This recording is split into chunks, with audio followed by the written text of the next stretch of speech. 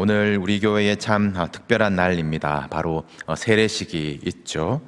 성도라는 정체성을 가지고 계신다면 세례를 받으셨을 텐데 어떤 기억을 가지고 계십니까?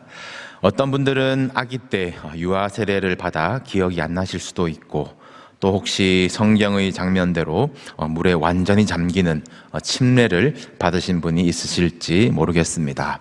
한국에서는 이제 군대에서 초코파이에 팔려가지고 2번, 3번이고 세례를 받으신 분도 흔히 보았어요. 다 하는 거구나, 못 모르고 가볍게 또는 비장하게 세례를 받으셨을 수도 있지만, 혹시 오래 신앙생활을 하셨는데도 세례의 기회를 갖지 못하고 또 이제 와서 안 받았다 말하기는 그렇고 그냥 지내오신 분들은 꼭 용기를 내시고 받으시기를 권면합니다. 세례 꼭 받아야 합니까? 답은 간단합니다. 예수님이 받으셨기 때문에, 또 그리고 세례를 주라 명령하셨기 때문에 우리는 세례를 행합니다. 그래도 우리 안에 질문들은 남을 것입니다. 누가 받을 수 있나? 자격 요건이 뭔가? 멋모르고 얼떨결에 받은 세례는 다시 받아야 되지 않나?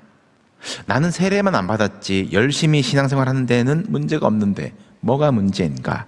참 쉽지 않은 질문들입니다. 하나님의 선물인 은혜에 대해서 우리가 믿음으로 응답하는 세례, 그리고 세례 이후의 성도의 삶과 구원에 이르기까지에 대해서 신학이 갈라집니다. 우리에게 익숙한 웨슬리와 칼빈 등이 대표적이겠죠. 조직이 어떻고 목사를 어떻게 세우고 그것이 교단이라고 생각하시면 안 됩니다. 그것은 편리를 위한 것이고요. 은혜와 믿음과 구원이라는 이 진리에 대해서 우리 교단은, 우리 교회는 어떻게 이해하고 있으며 어떻게 성도의 길을 함께 걸어가고 있다라는 것은 아시는 것이 참 필요하겠습니다. 이민사회에서 이 교단 따라 교회를 정하고 옮기는 경우는 드물지만, 적어도 우리가 함께 신앙생활을 해왔고 또 몸담고 있는 이 감리교회는 무엇을 믿고 가르치는가? 오늘 이 감리교회의 렌즈로 이 세례라는 사건을 바라보면서 은혜와 믿음과 구원에 대해서 다시 한번 정리를 하시고 내가 받았던 또 세례의 감격들을 새롭게 하시는 시간이 되기를 소원합니다. 장로교의 예정론을 들어보신 분들은 많으실 것 같습니다. 이 예정론은 하나님의 절대적인 주권, 하나님이 구원하시기로 예정하셨으면 아무도 저항할 수 없다, 탈락할 수도 없다라는 것이죠. 내가 구원에 예정된 사람일까? 성령께서 내적으로 어떤 증거를 주시고 성도는 외적인 삶으로 증명한다라고 믿는 것입니다. 이것이 전적인 하나님의 주권에 달린 것이라 믿기 때문에 인간을 겸손하게 하지만, 이 예정되었다라는 것에 안일하거나 아니면 내 삶에 어떤 증거가 있나, 앞만 봐도 나는 예정받지 않은 것 같다라는 그런 어떤 불안함들, 그래서 기계적인 확인 과정과 어떤 비교로 흐를 수 있는 면도 있을 겁니다. 침례교는 이 회심이라는 단어로 특징을 표현할 수 있을 것 같습니다. 이 성도 개인의 의식적이고 이 자발적인 결단을 중시하는 거죠. 이 회심 전과 후의 어떤 간증들이 참 많고, 오늘 예수님을 구주로 영접하신 분들은 일어나십시오라는 그런 식의 집회라던가, 길에서 전도지를 읽어주고 나서 당신은 이제 하나님의 자녀가 되었습니다, 이렇게 인식하게 만들어주는 경험을 중시합니다. 그렇기 때문에 이 본인이 의식하고 자발적으로 결단하는 신앙 고백이 중요하고요. 그 회심을 이 침례라는 물에 완전히 잠기는 그런 큰 경험, 개인적으로는 아주 부러운 그런 전통으로 도장을 찍는 거죠. 또 그렇기 때문에 개인이 신앙의 고백을 의식하지 못하고 또 자발적이지도 않은 유아들의 세례를 인정하지 않습니다. 그렇기 때문에 이 부분에 있어서는 이 감리교의 이해와 가장 거리가 멀지 않나 싶어요. 장로교의 예정, 또 침례교의 회심이라면 감리교는 무슨 단어로 특징 지을 수 있을까? 오늘 여러분이 이 단어를 확실하게 기억하시면 좋겠는데요. 바로 선행은총입니다. 선행은총. 일상 용어가 아니라서 예정이나 회심에 비해서 좀 불리한 것 같은데, 이 선행은총, 착한 일을 한다라고 할 때의 선행이 아니라 앞선다라고 할 때의 선행, prevenient grace. 하나님의 은혜는 항상 우리보다 앞서가서 일하신다, 이미 거기에 있으시다라는 교리입니다. 이 전적으로 타락한 우리들에게 하나님께서 먼저 찾아오셨다라는 거예요. 그런데 그 은혜가 예정된 사람, 선택된 사람, 의식한 사람이 아니라 모든 사람에게 주시는 은혜라는 것이 가장 큰 특이점이라고 할 수가 있습니다. 하나님의 은혜가 모든 사람에게 부어지는데, 그 은혜가 우리 안에서 역사, 구원을 향한 동기를 일으키는 것이에요. 내가 죄인이네 깨닫고 회심해야 주시는 그 은혜 이전에 이미 선행하시는 은혜, 우리 안에서 하나님을 찾고자 마음을 시작하시는 그런 은혜가 있다라는 겁니다. 여기에 대해서 이제 인간의 반응으로 어떤 칼빈의 예정론과 이제 갈라지는 것이, 예정론 안에서는 그 은혜에 대하여 거부할 수가 없거든요. 예정된 사람이라면 거부할 수가 없습니다. 그러나 선행은총의 교리에서는 인간의 자유의지를 인정하고, 또 인간은 그 선행은총을 받아들일 수도 있지만 또 모른 척할 수도, 거부할 수도 있다라고 보는 것이 우리의 교리입니다. 이 은혜가 선행하시기 때문에 성도의 삶을 이끌고 견인하시는 거예요. 넘어질 때마다, 방황할 때마다, 심지어 하나님을 거역할 때도 이 은혜는 먼저 우리를 찾아오십니다. 존 웨슬리는 이것을, 하나님께서는 모든 영혼 안에서 일하고 계신다. 그러나 인간이 인식하지 못할 정도로 조용하고 부드럽게 역사하신다라고 했습니다. 우리가 인식하지 못하는 순간에도 하나님은 우리 안에서, 우리 주변에서 먼저 끊임없이 일하고 계신 것이에요. 이것이 선행은총입니다. 우리가 하나님을 찾기도 전에, 우리가 하나님을 알기도 전에, 우리가 하나님을 사랑하기도 전에 하나님은 이미 우리를 찾고 계셨고, 우리를 알고 계셨고, 우리를 사랑하고 계셨다라는 것이 우리 교회가 전하고 또 구하고 의지하고 가르치는 은혜입니다. 무슨 교리가 나은지 어렵게 들으셨는데 판결해 보자는 것이 아니죠.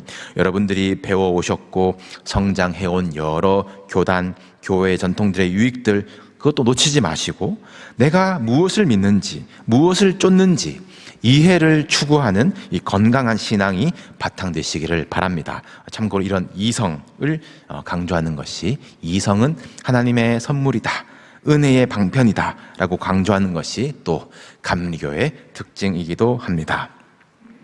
이제 이 세례의 의미를 다시 한번 생각해 보는 오늘, 우리 교회의 전통 이 선행은총 안에서 세례의 은혜와 믿음과 구원을 이해해 보시면 좋겠습니다. 오늘 본문 6절을 보시면, 우리가 연약할 때에 기약대로 그리스도께서 경건하지 않은 자를 위하여 죽으셨도다 라고 기록하고 있습니다. 우리가 아직 연약할 때에, 이것이 하나님의 선행은총의 첫 번째 모습이에요. 오늘 본문의 연약하다라는 단어는 조금 비실하다라는 정도가 아니라 그냥 파워리스, 우리 스스로는 단 한 걸음도 하나님을 향해서 나아갈 수 없는 상태를 말하는 것이에요. 그런데 바로 이때에, 연약할 때에 하나님께서 먼저 찾아오신다라는 겁니다. 우리가 강해져서가 아닙니다. 우리가 준비되어서가 아닙니다.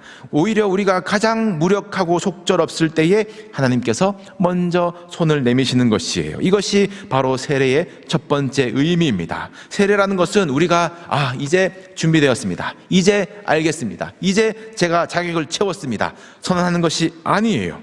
우리가 연약한 존재임을 인정하는 것이고, 하나님의 은혜로 저는 이 자리에 설 수 있습니다라는 것이 세례의 표현입니다. 물론 준비도 없이 무턱대고 나올 수는 없죠. 오늘 세례를 받으시는 분도 지난 학기, 이번 학기 시간으로는 12주 과정의 새신자 교육을 묵묵히 귀 기울이셨어요. 귀 기울이셨다고 했지 알아들으셨다고는 솔직히 모르겠습니다. 시험 합격해야 세례 받을 수 있습니다. 그러면 저는 모르겠습니다. 그런데 우리가 그런 자격을 가지고 나오는 것이 아니거든요. 자기 의지로, 자기 결단으로 고백이 되기까지 기다리고 가르치는 다른 교단의 전통도 좋은 것 같지만, 콩깍지 낀 제 관점에서는 인간이 얼마나 인식해야, 얼마나 알아들어야 하나님이 크신 은혜를 내가 알겠다, 내가 받아들일 수 있다, 믿을 수 있다 할 수가 있을까요? 저는 모릅니다. 저는 연약합니다. 다만 하나님의 은혜가 내 앞에 있음을 의지합니다. 손 들고 나오는 것이 세례의 은혜라 믿습니다. 예수님이 하나님의 아들답게 하신 일이 아무것도 없으셨던 그때에 세례를 받으러 나오셨고, 아무것도 하지 않으셨어도 이는 내 사랑하는 아들, 내 기뻐하는 자라 하늘을 열고 소리치셨던 그 은혜가 연약한 이들을 부르고 계세요. 연약할 때에 찾아오시던 은혜의 감격이 여러분 가운데 살아나시기를 축복합니다. 이 선행은총의 은혜가 놀라운 이유가 오늘 보면 8절에서처럼, 8절을 보시면 우리가 아직 죄인 되었을 때에, 이 죄인 되었을 때에도 찾아오시는 은혜이기 때문입니다. 여기서 죄인은 단순히 실수하거나 넘어진 사람, 무슨 죄를 범법한 사람이 아닙니다. 여기서 죄인은 하나님을 대적하고 반역하는 자를 말하는 거예요. 그리고 구약의 역사는 하나님이 이 죄를 얼마나 싫어하시는지, 죄의 삭은 반드시 사망으로 치르게 하신다는 것을 우리는 너무나 잘 알고 있습니다. 우리가 연약할 때는 하나님의 긍휼히 여기신 그 성품에 근거해서 의지한다라고 하더라도, 이 죄라고 하는 것은 거룩하신 하나님의 성품에 반하는, 절대 함께 할 수 없는 것 아니겠습니까?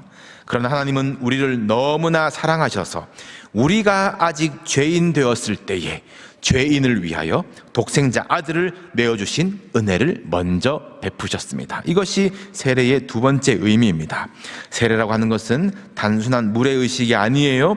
우리와 하나님을 갈라놓으려고 하는 죄와 사망을 꺾으시고 우리와 영원히 함께 하시겠다라고 하는 그 하나님의 의지, 하나님의 한없는 사랑의 표현입니다.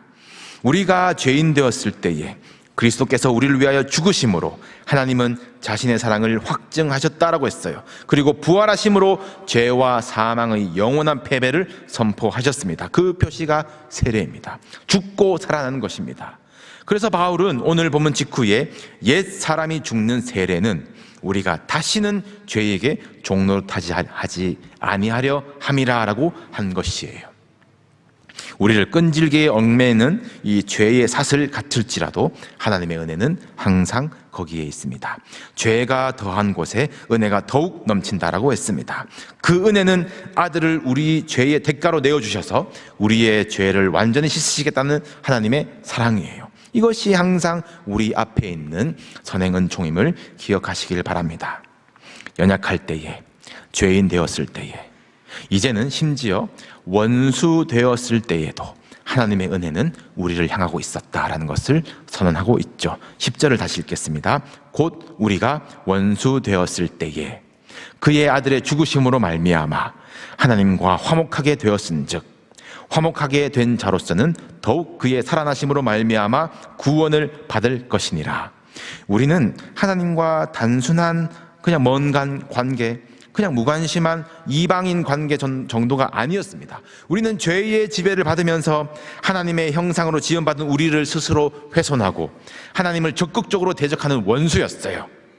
원수라고 하는 것은 돌이킬 수 없는 단절의 관계를 의미합니다. 인간적으로는 화해가 불가능한 신분의 상태입니다. 그러나 하나님은 바로 이런 우리의 신분을 뒤집으셔서 하나님의 자녀 삼아주셨어요. 멀리 있던 우리를 가까이 하신 것 정도가 아닙니다. 이방인이었던 우리를 시민으로 만드신 정도가 아닙니다. 원수였던 자를 자녀 삼으시고 천국을 유업으로 받게 하셨어요. 이러한 신분의 변화, 그리고 앞으로 하나님의 자녀로 천국의 상속자로 살아가겠다라는 선포가 세례에 있는 것입니다. 여러분, 세례를 기억하십시오. 그리고 세례를 사모하십시오. 여러분의 세례는 여러분의 자격이나 준비가 아닌 항상 우리의 앞서 행하시고 준비하시고 이끌어가시는 하나님의 은혜에 대한 우리의 응답입니다. 연약할 때에, 죄인 되었을 때에, 원수 되었을 때도 하나님의 은혜는 항상 우리를 먼저 찾아오시고 우리를 죄에서 건지시고 자녀 삼으신 그 세례의 징표는 하나님이 붙들고 계신 것이에요.